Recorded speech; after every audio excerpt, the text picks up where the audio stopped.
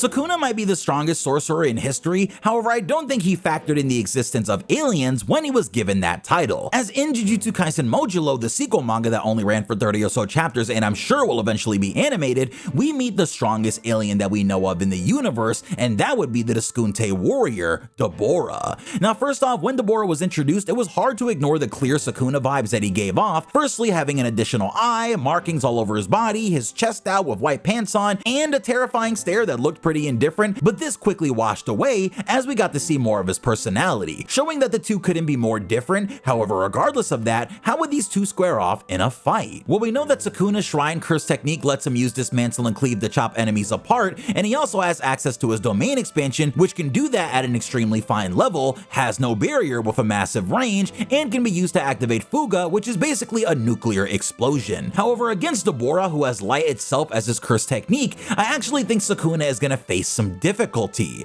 First off, Dabura managed to learn reverse curse technique upon realizing that the Earthlings likely had some way to heal themselves that they weren't disclosing, something that would excite Sukuna because he was so happy when Higuruma suddenly figured it out as well. However, despite this excitement, we'd see that Sukuna's slashes would only have so much of an effect on Dabura, who would heal through them. Not saying nothing for the fact that we don't know how exactly the inner workings of their anatomy works, so the usual method of trying to destroy the brain might not be as effective either. Also, we've seen that Sukuna's slashes vary in power against foes who are closer to his power level, and with Dabura being classified as a Sukuna level threat, it's safe to say that he wouldn't just easily be chopping through our alien. On a hand-to-hand level, I've never really thought that Sukuna could box, so I'm gonna give that to Dabura. However, the real issue for Sukuna is going to be trying to figure out how to dodge Dabura's light speed projectiles and not get obliterated by them, and also dodging Dabura's sub-light speed attacks, which have a massive range of destruction and will also be extremely hard to avoid. I think this matchup would be very high difficulty for the King of Curses, who might be able to bring things to a close with a well-placed Fuga or domain expansion. However, Dabura has a domain of his own that we never quite saw the inner workings of, and Gojo said that his refinement of his technique was better than Sukuna's, being relieved when he finally got hit by his domain expansion, so the jury is out. I think more times out of 10, Dabura would be able to outspeed and finish Sukuna off. However, at the same time, he lacks the same level of experience that Sukuna has in high-level Jujutsu battle, so I'm not mad at the thought of him winning at high difficulty either. Do you think Sukuna could beat Dabura, or that it's even close? Let me know in the comments below.